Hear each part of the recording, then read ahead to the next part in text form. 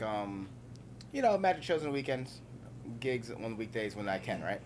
And then I go do this like talk in New York for like high school kids, and there was someone from Airbnb there. Long story short, when COVID hit, Airbnb they made their money from online experiences. So they go, "Hey, what happened to that magician we met that one time?" They said, "Do you think you could do a virtual magic show?" And I was like, "Yeah." So I made like a demo 20-minute show, and with like one camera, me doing magic to the camera. And then they made it like a big promotion. I was on the front page of Airbnb all over the world, right? I love it. I had a friend in Sweden was like, "Yo, why are you on the front page of Airbnb?" I was like, "Huh?" And then I was. So so I had a lot of, it showed me the power of advertisement because I got so many eyes. So next thing you know, I'm getting one inquiry. I put together a little show. Next thing you know, I've got 2, 3, 4, 5, 10, 100 inquiries for shows. And so I started off with one camera. Then I started making like pretty good money. And I was like, all right, I'm going to build like a studio. So I buy all this camera gear and lighting and build this whole studio. Oh my gosh. Then next thing you know, the virtual magic show has grown, and now I'm making a new virtual magic show. It's even better. And yeah. So that's the thing. You could do your own thing on the side over here if you want. That's what I do because I work at the magazine. But like this is my thing. That's just me, you know. Yeah. So you could do that too. You could patent your own thing. Yeah, Like do right. kind of like a spin-off of what you do now, whatever you want to do. Yeah, and I also want to like make sure I'm doing content too that isn't all magic too, because I think it's good for people to know who you are.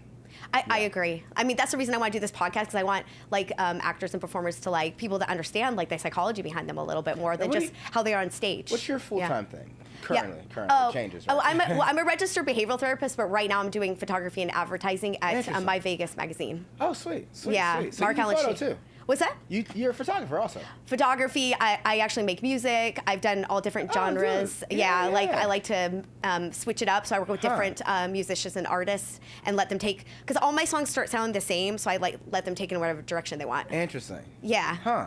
So. Yeah. Okay, guys, we are ready for a magic trick. Oh, and one of these cameras is on the hands? Which one? They all are. Oh, they all are. Yeah, you actually have 3. Well, you can see Oh, what I'm sweet. looking Yeah. at. So Wait. So should what? I sit right here? Check this out. No. Well, we won't be able to hear you. if you Oh, sit that's down. true. That's True, true. true. Yeah. Can you do what you Yeah. need to if they're that far away? Or is that hard? Maybe you should be a little closer. Yeah. Here, just try sitting right here. Let's try it. Is that okay? And then just Okay. flip it. Yeah. Yeah,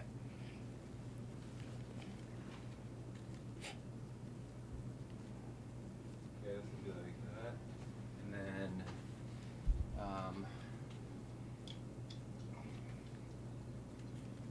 let's see. I don't know how it's gonna get over there actually. If she's just picking a card or something, you may not need a microphone. Yeah. Let's just. I guess we'll go like this. We'll kind of hear it. Okay. Sweet. Because I mean, you can. Yeah, he could be doing most of the talking. Okay. Absolutely. Let's be right there then. Okay. Oh, nice. Here we go. Awesome. We're ready in 5, 4, 3, 2. He's gonna show me in person. I'm so excited.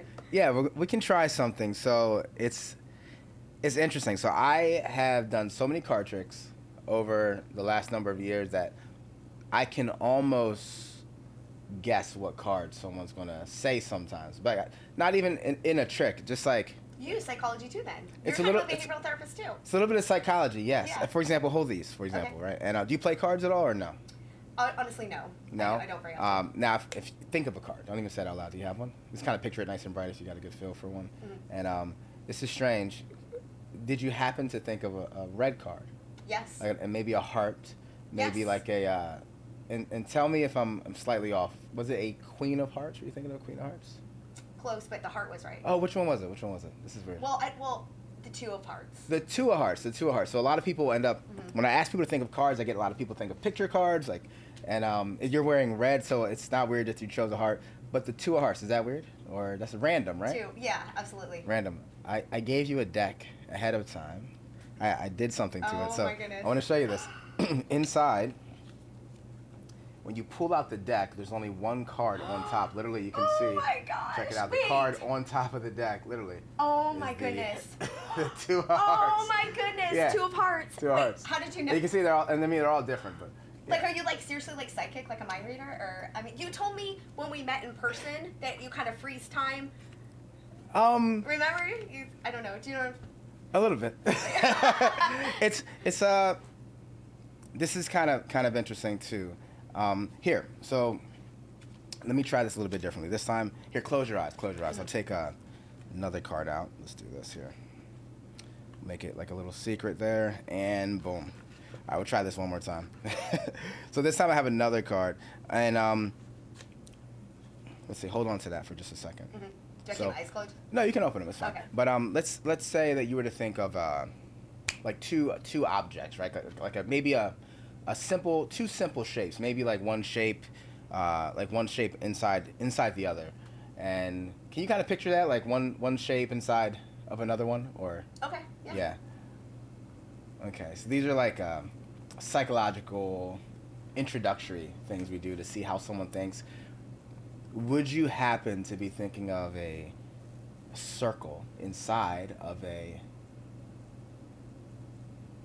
not a square, maybe a triangle? Did you do a circle inside of a triangle? It was no, but it was a heart inside a circle. A heart. But how did you know though the inside circle? of a. But how did you know the circle thing? It's interesting. Some people lean towards triangle, some people lean towards circle, but it does say something, and it's also a question to kind of clear your mind. Think of a card, name it out loud now. Go. Three of Queens. Is that a heart? No. So spades, clubs, hearts, diamonds. Spades, clubs, hearts, diamonds. Okay. So we had a 3. What was the other? So spade, club, heart, diamond. What were you? Okay, now I got one. Which one would it be? 8 of diamonds. The 8 of diamonds. 8 of diamonds. Interesting. Is that random? Yeah, very random. Yeah. So the whole thing of you thinking of the shapes is really just to clear your mind from thinking about the cards. Because it's too direct. So you ended up with the 8 of diamonds, right? That way you can maybe be influenced. And that was completely random. Same thing. If you were to look, I'm not sure if you can get a close-up here. This is kind of strange. Can you see that this time? This is so weird. Towards the middle, you see there's one card I put face down. There's one card face down. Okay. Can you look at it? Take a look. Yes. Wait, I think he's a psychic mind reader. I really, because it's not like I said anything. It's not like, are you psychic? I mean, is it a psychic thing, or is it behavioral therapy? Like behavioral, where you notice every little detail about me. You know I'm going to pick it at the end, or? I'm not psychic, but psychic. You notice like every little detail about someone, so then you'll kind of already envision what they're going to pick. Well, with cards, it's kind of interesting because there's like a limited amount of choices. There's 52, which is still a lot. So the probability is pretty low, but there's still a limited amount of choices, which I can kind of guess in some ways, But how? I mean, how could you possibly guess? Like, both of those were correct. How could you possibly guess both of them 100% correctly? I don't know. It's mind-blowing. Yeah. Wow. It's pretty interesting. But that's why I love magic. It's fun. And sometimes it doesn't work, sometimes it does, and that's the beauty of it, It's like, it's about you. It's like, there's really a psychology behind it then. Yeah. Absolutely. Yeah. Absolutely. Which is the point of this podcast. Are you mad? Are you mad?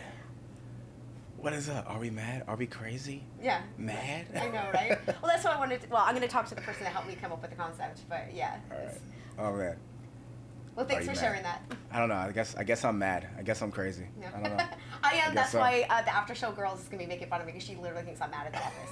We work together at My Vegas magazine, and she literally thinks We'll have to teach you some mental magic, maybe some hypnosis, So we'll see.